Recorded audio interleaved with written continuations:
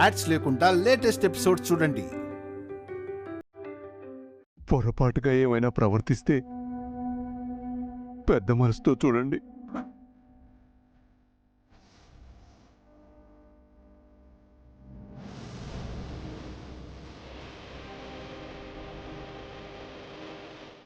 వస్తాం.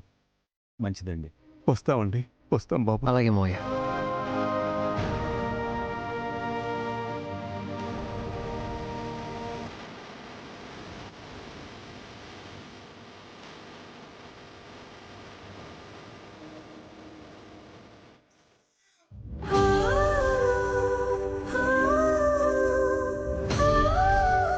వస్తానమ్మా, వెళ్ళొస్తాను. పద జానకి.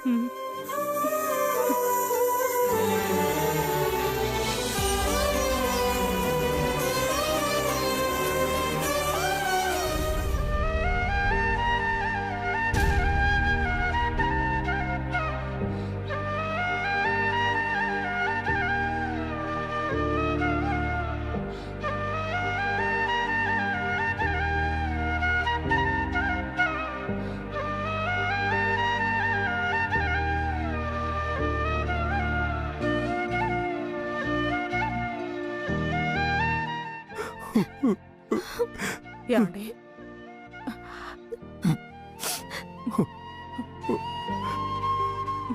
మేము వెళ్ళొస్తామమ్మా.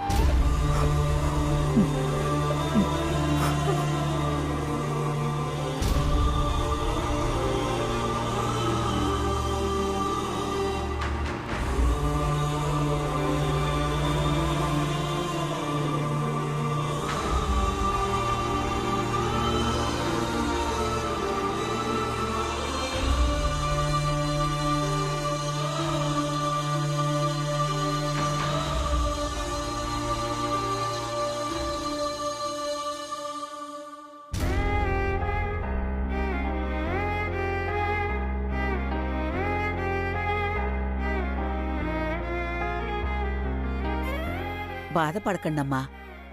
కోడళ్ల రాకతో ఈ ఇంట్లో కొత్త వెలుగు తొంగి చూడాలి. అసతోమ సద్గమయ, తమసోమ జ్యోతిర్గమయ, మృత్యోర్మ అమృతంగమయ అంటారు. అరమరికలు లేని చీకటి నుండి, అశాశ్వతమైన ఆహాల నుండి, శత్రుత్వం అనే మృత్యువు నుండి, స్నేహం అనే అమృతత్వం వైపు సాగేలా మీరు దేవుడి దగ్గర దీపం వెలిగించండి.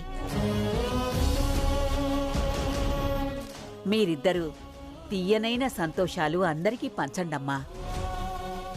పదండి. వదినా, పద.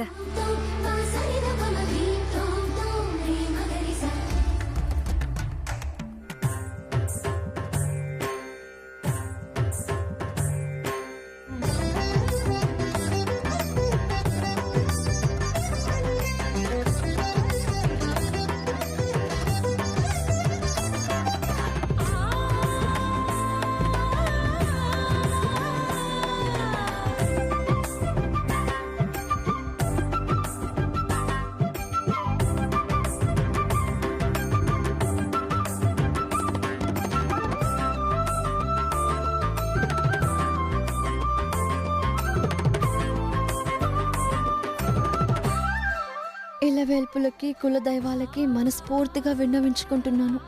ఈ ఇంటికి కోడలిగా నా ధర్మం నేను పాటిస్తాను.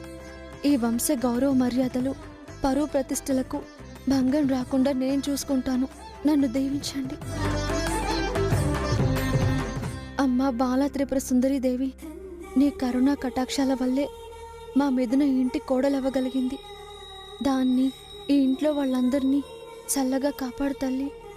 మా చిన్నతే రేఖాదేవి గారి మనసు మారేలా చూడు తల్లి. భగవంతుడా, నేను ప్రేమించిన తారక్ని నా భర్త అయ్యేలా చేశావు. కలకాలం కలిసిమెలిసి ఉండేలా చూడు తండ్రి.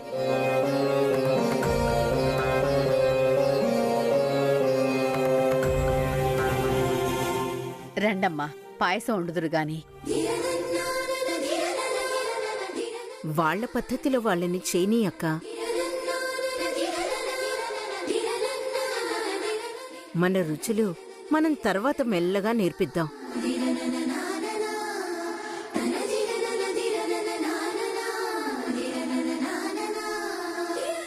వాళ్ళకి వాళ్ళుగా వంటగది గురించి తెలుసుకుంటేనే రేపు తేలికవుతుంది. ఏమంటారు అత్తయ్య గారు? నువ్వు చెప్పేది బాగానే ఉందమ్మా.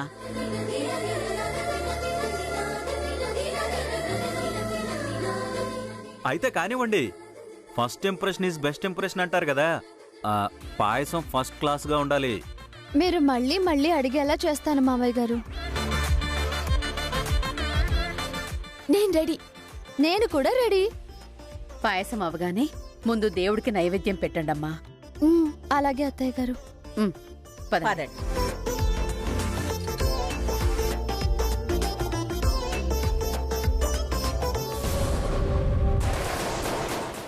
ఎలా అయినా అంతా తూ అనేలా చేయాలి. ఫస్ట్ ఇంప్రెషన్ బెస్ట్ కాదు, వర్స్ట్ అవ్వాలి.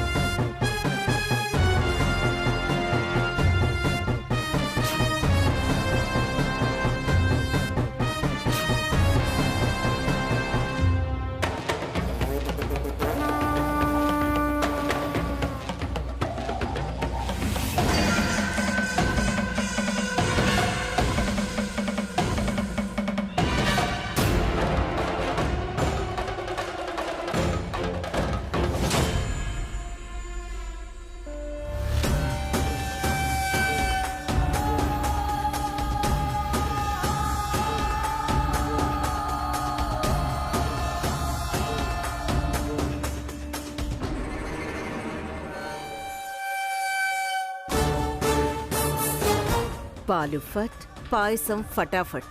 ఇప్పుడు పాలు విరిగాయని బిక్కమొహాలు వేసుకొస్తారు.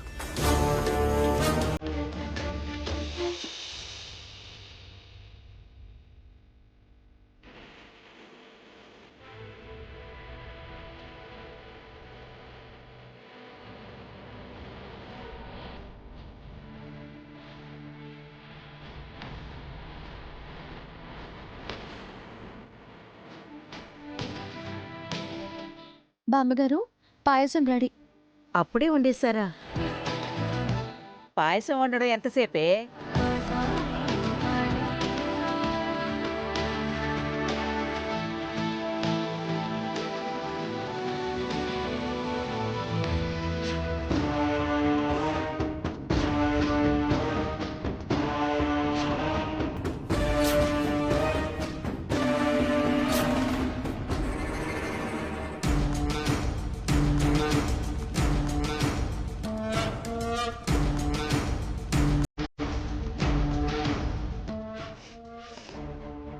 స్మెల్ సూపర్గా ఉందమ్మా. తిరుపతి లడ్డూలా వాసన వస్తుంది. ఏమేసావమ్మా? పచ్చకర్పూరం మావయ్య గారు. టేస్ట్ ఇంకా సూపర్ గా ఉంటుంది. అందరూ తినండి. ఆ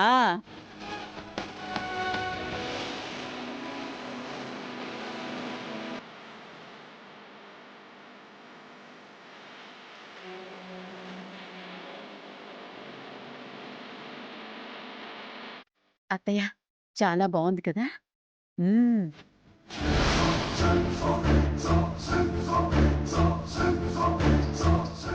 వావ్,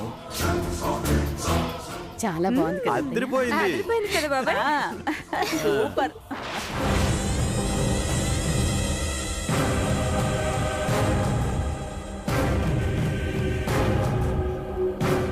అత్తయ్య గారు తినండి.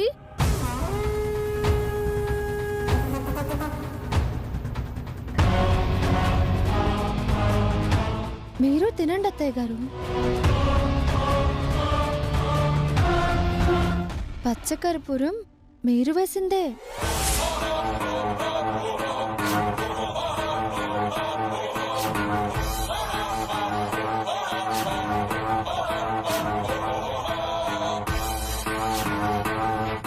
మీరు నక్కి నక్కి చూసినప్పుడే నాకు అనుమానం వచ్చింది అత్తయ్య గారు. అవకాశం ఇచ్చి ఉప్పేద్దాం అనుకున్నారు, కానీ నేను ముందే మీ బుద్ధి కనిపెట్టాను.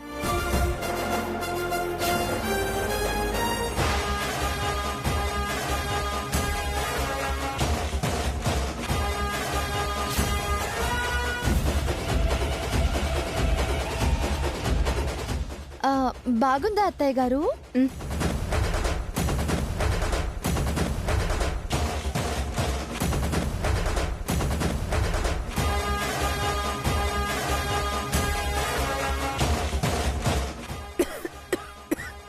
అయ్యో అయ్యో మిథున, మంచినీళ్ళు తీసుకురా. అలాగే వైశ్యం.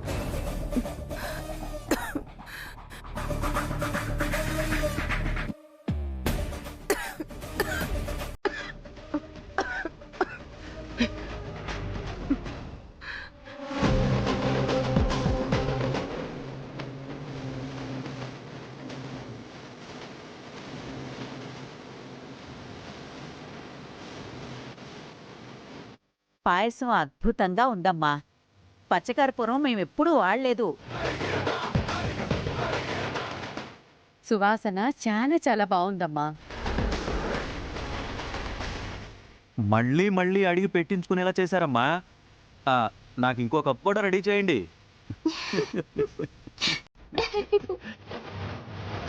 అన్నయ్యలు, మీరు చాలా అదృష్టవంతులు. మంచి వంటలు చేసే వదినలు దొరికారు.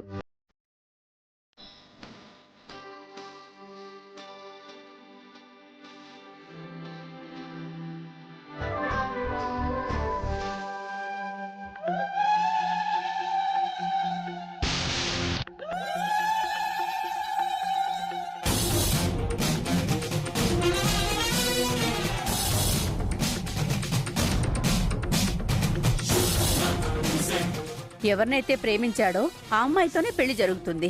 మధ్యలో మీరొచ్చి ఆపమంటే ఆగుతుందా?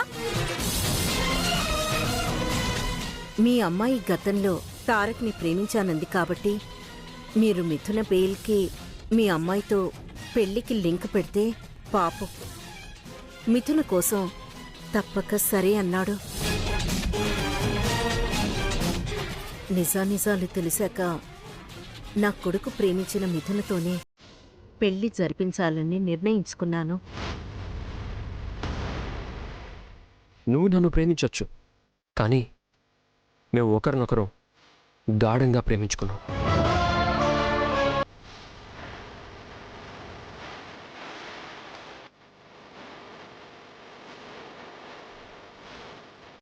అమ్మా చరిత, నా మాట విను. ఏదో ఒకటి మాట్లాడు తల్లి.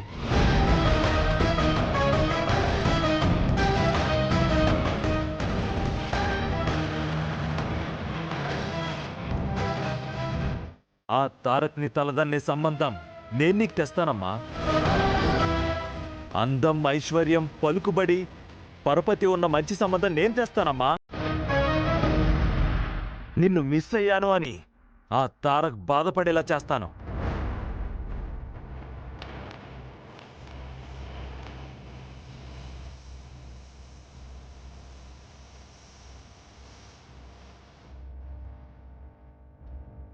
అసలు నీ మనసులో మాట ఏంటో చెప్పు తల్లి.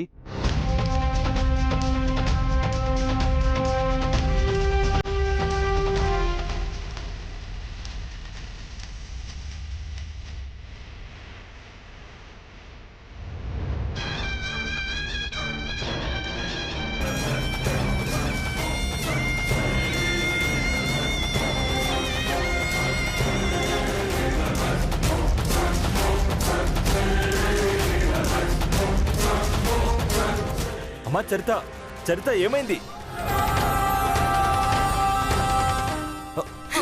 నన్ను ఒంటరిగా వదిలేయండి.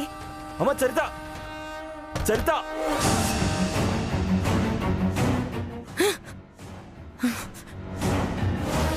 అమ్మా చరిత, డోర్ తీయమ్మా.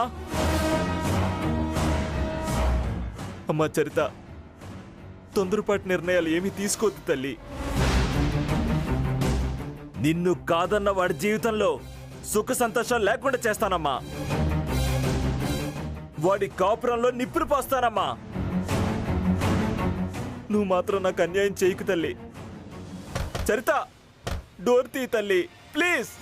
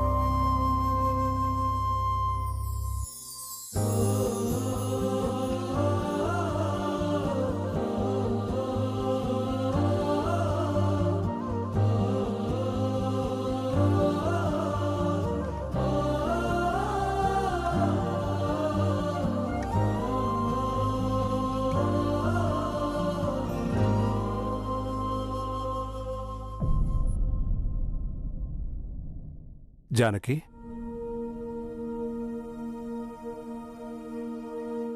జానకి, ఏంటి జానకి?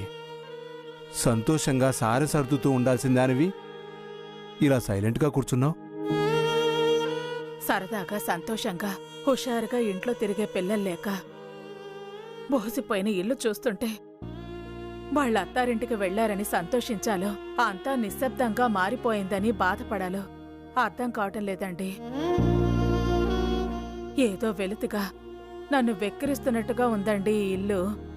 ఆడపిల్లలు ఎప్పటికైనా అత్తారింటి పిల్లలే అని అంటారు కదా జానకి. మరెందుకు అప్పగింతలప్పుడు అంతేడ్చారు? అదంతేలే. ఏ తల్లిదండ్రులైనా ఆ సందర్భంలో దుఃఖం ఆపుకోలేరు. ఇప్పుడు నిశ్శబ్దం కూడా నాకు అలాంటి దుఃఖాన్నే కలిగిస్తోందండి. నిండుగా రంగుల ముగ్గులా ఇల్లంతా అల్లుకున్నట్టుగా ఉండేవాళ్లు.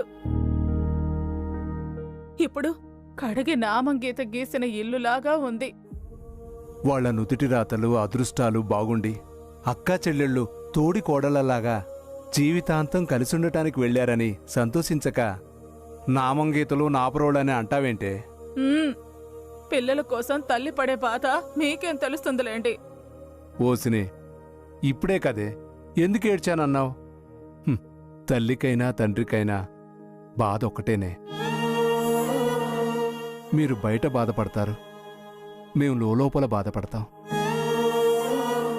వాళ్ళు చల్లగా 10 కాలాల పాటు సంతోషంగా బతకడం కన్నా మనకు కావాల్సింది ఏముంటుంది చెప్పు? యాండి, ఆ రేఖాదేవి మిథుననొద్దని ఆ మినిస్టర్ కూతుర్ని కోడలుగా చేసుకోవాలనుకుంది కదా, ఇప్పుడు దాన్ని మంచిగా చూసుకుంటుందంటారా? జానకి, నేరం దాని మీద ఉందని నిజం తెలియక అలాంటి ప్రయత్నం చేసింది. కానీ ముందు తారక్ ప్రేమించాడనే కదా పెళ్లికి ఒప్పుకుంది. నువ్వు లేనిపోని అనుమానాలేం పెట్టుకోకు. సారే ఘనంగా పెట్టడానికి ఏమేం కావాలో చూడు. యాండి, ఇలా అడుగుతున్నానని కోప్పడకండి. ఏంటది? వైష్ణవి ముందు శేఖర్ని చేసుకోవడానికి ఒప్పుకోలేదు కదా, తర్వాత ఒప్పుకుంది. అదేమన్నా వాళ్ళు మనసులో పెట్టుకుని దాన్ని సాధిస్తారంటారా? తవ్వవే, తవ్వు, ఇంకా లోతుగా తవ్వు. తవ్వడమేంటండి? అనుమానాలు, లోపలున్న అనుమానాలన్నీ తవ్వి బయటికి తీ అంటున్నాను. అంత చిరాకు పడతారేంటండి? మరి లేకపోతే ఏంటి?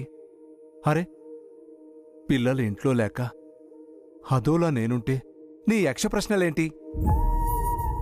పనికిమాలిన అనుమానాలు పక్కన పెట్టి పిచ్చి ఆలోచనలు మానేసి సారే సర్దు. వైష్ణవి ఆలోచించుకొని తనకు తానే పెళ్లి నాకు ఇష్టమే అని వాళ్లతో చెప్పమంది కదా.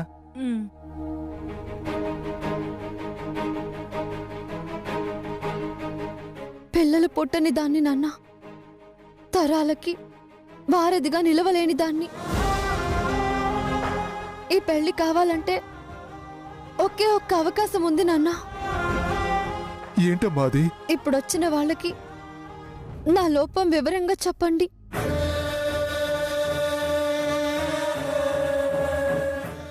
నాన్న, నాకున్న లోపం గురించి వివరంగా చెప్పారా? చెప్పానమ్మా. సమస్య ఇది అని అర్థమయ్యేలా చెప్పాను. పిల్లలు పుట్టరన్న విషయాన్ని వాళ్ళంత ప్రాబ్లంగా చూడలేదు.